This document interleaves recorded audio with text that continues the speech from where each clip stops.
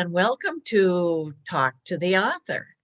I'm Nadia Jordana, and my guests today are Nancy Loewen and Linda Hayen.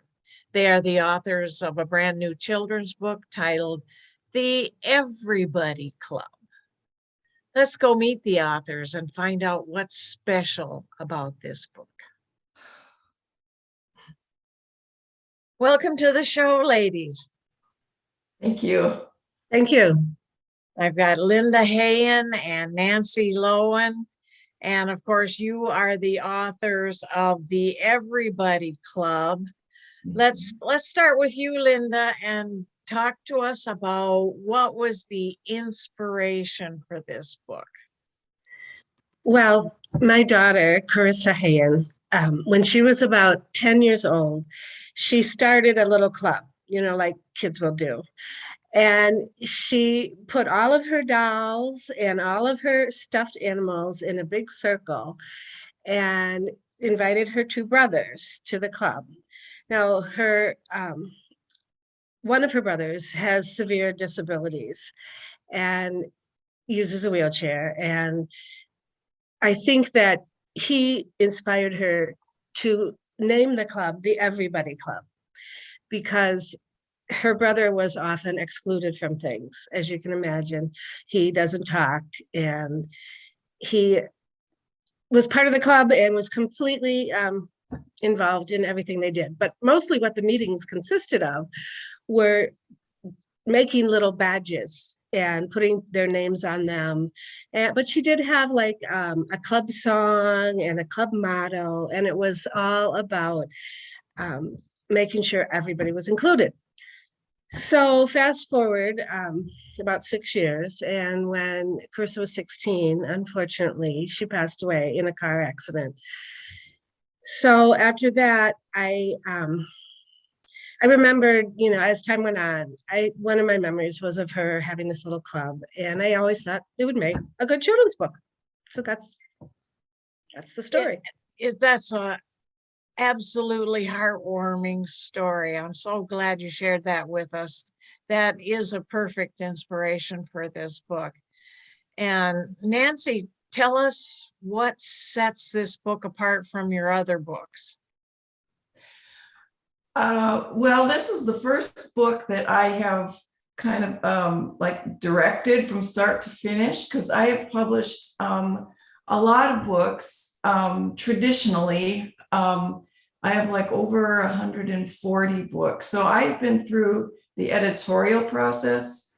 I write alone, and then I work with an editor, and, there's back and forth, but that's usually where my responsibility ends. In certain cases, I was able to look at the art and maybe make comments. So I had familiarity with the whole process, but only very on a shallow level. So this was very eye-opening. We were just both kind of amazed at how many decisions there are to make. I mean, so the first thing we had to do was hire the illustrator. And so I want to backtrack a little bit. We had thought that we did consider submitting this book to a traditional publisher, but I know that can be really a hard process to go through, and it can take years. Plus, Linda wanted to have control of the art. This was such a meaningful project to her, and she wanted to have final say. And I was totally supportive of that, and I thought, there's only one way to do that. We have to do it ourselves. Right. So that's what prompted that decision. And then we went on a website called Fiverr. That's a place where freelancers around the world will post their services. And we both liked the artwork of Yana Zabina. She's from Russia. And we decided, and she drew a lot of people, that's kind of what set her apart from a lot of the other illustrators. She really liked to focus on children, drawing children and other people. And so we had her do some sample drawings first, and we all thought we worked well together, so we hired her for the job. And then I think it took, I don't know, at least 2 years for us to get the art, finalized. It was, we were all doing other things too, right? It wasn't like we were just sitting and, not doing other things. So that took a while. But then when the art was done, we needed to work with the designer, and we through a connection of Linda's, we were introduced to Heather Homa, who is a young graphic designer. So I think when we started working on this project, she was probably just out of college. So she did not have a lot of experience, but we liked her work, and we also really enjoyed working with her as well. So we were all pretty inexperienced at this. So we made some mistakes along the way, and things maybe took longer than they would have if we had more experience. But I felt we were all very patient with each other, and we really kind of came together as a team. We all listened to each other's feedback, and I think I can safely say that we are all very happy with the book. That is so great. And it certainly is a learning process. What would you say, maybe Linda, what would you say was one or two of the biggest challenges that, or surprises? Well, I want to also backtrack a little bit and talk about how Nancy and I met and decided to work together, which, is kind of part of that answer. So I met Nancy at church and got to know her and found out that she was a professional children's book author. So, I'd had this idea for quite a long time, but I didn't know how to make a book. I've never done anything like that. And so I had this idea to ask Nancy if she would help me with it. But I was afraid to ask her because I was afraid she'd say no. And so the story is that on Mother's Day of 2013, so that's how long it's taken us to make this book, I was at church and I was really sad because Mother's Day is a really hard day for people who have children who have died.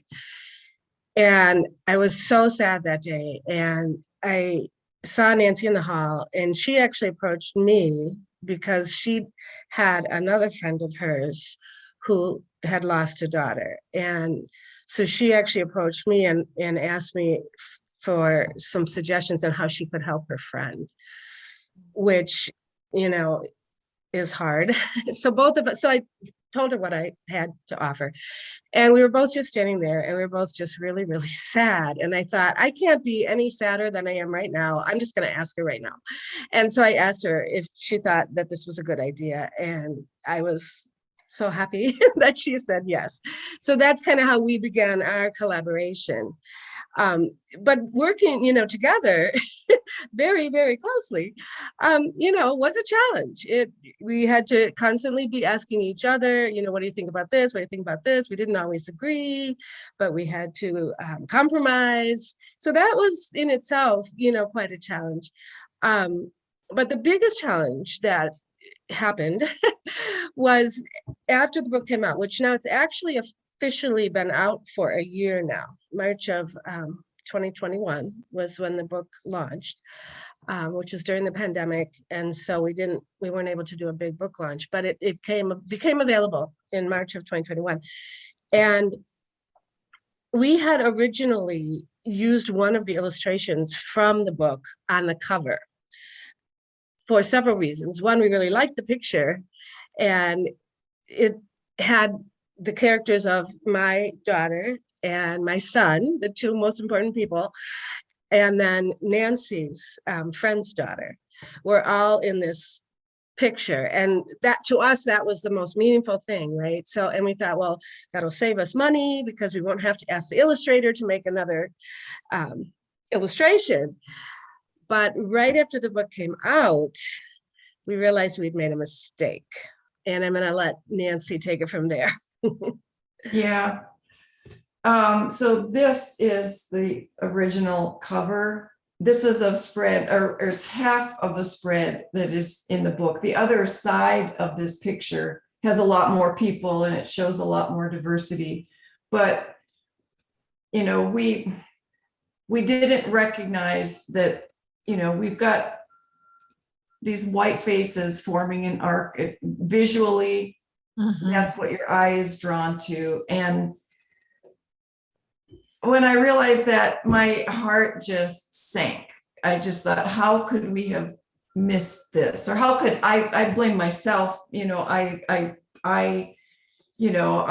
have heard, you know, in the writing community, in the children's writing community, there's lots of discussion about, you know, we need diverse books, and so I was aware of it, and somehow I still missed it, and that was like a kind of a low point for me. I just felt terrible, and like Linda said, I think we just, you know, we were looking at the cover, we were looking at those characters as real people.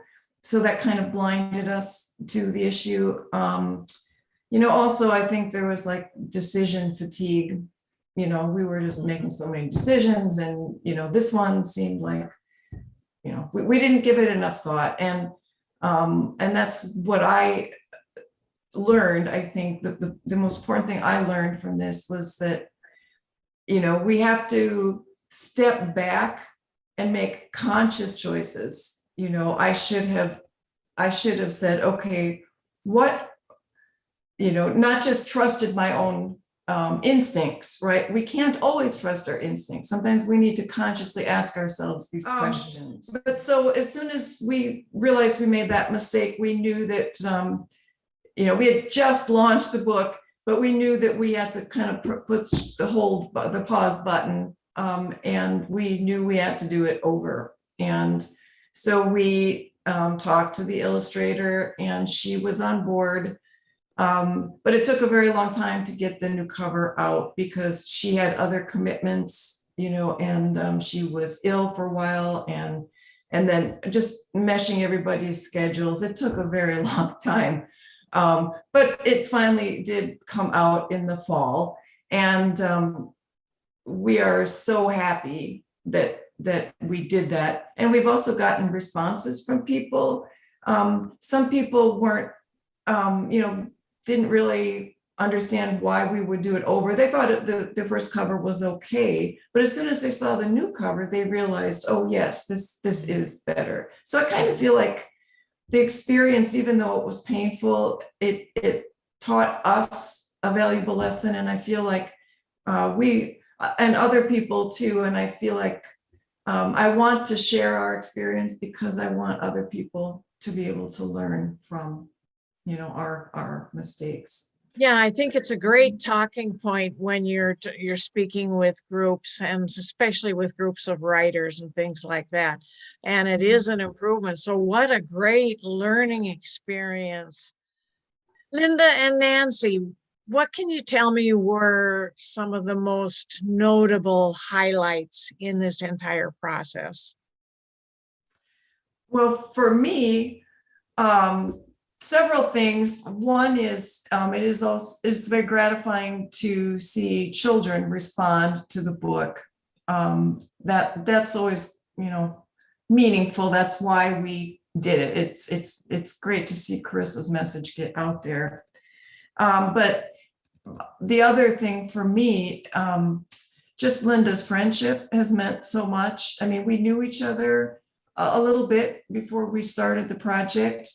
But in the course of doing, you know, the years that we've been working on this book, it's been great getting together with Linda. Everything takes a long time because we have to talk so much, you know, whenever we meet. We have a lot of personal stuff to get through.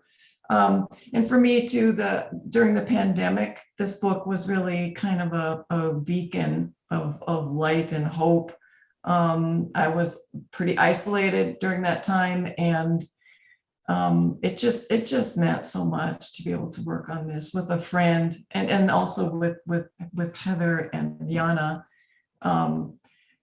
It one of the most meaningful projects that I've ever worked on. And I would agree.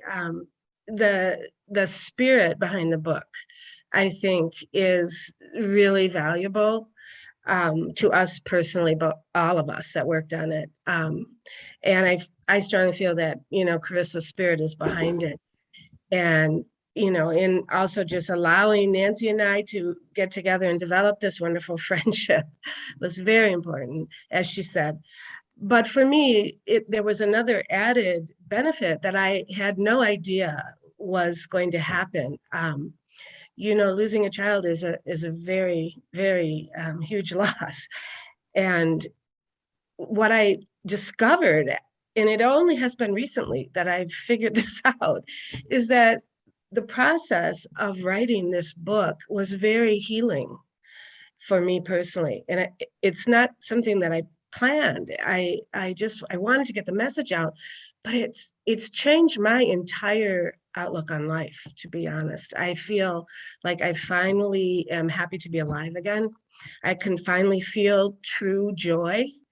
There's just something about this book that has opened up my heart and made me see the world as something happy. We don't have a lot of time left, but would you like to show us the book and read it to us today? Sure. Sure, yeah. All right, we'll take a pause and we'll get set up for it, and we'll read the book for the audience. The Everybody Club. Are you big? Are you small? Are you loud? Are you shy? Do you smile?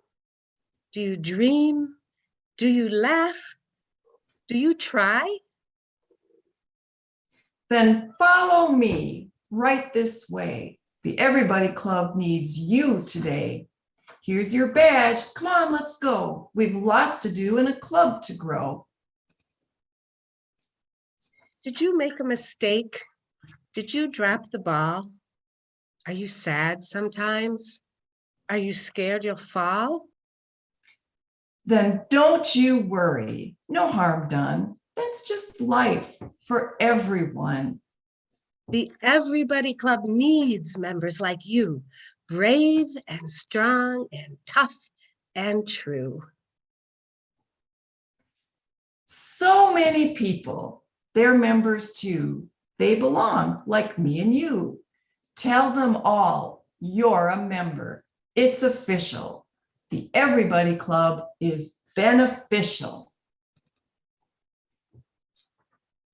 Wish, plan, snip, clip, draw, shake, whirl. Paint, pound, blow, show, jump, flip, twirl. Thanks for joining. Isn't this fun? The Everybody Club gets things done. Spread the word. Whisper it. Shake on it. Send it in a note. Sing it. Shout it. Put it on a float. A parade of everybody's, a jolly jamboree. The Everybody Club turns they to we.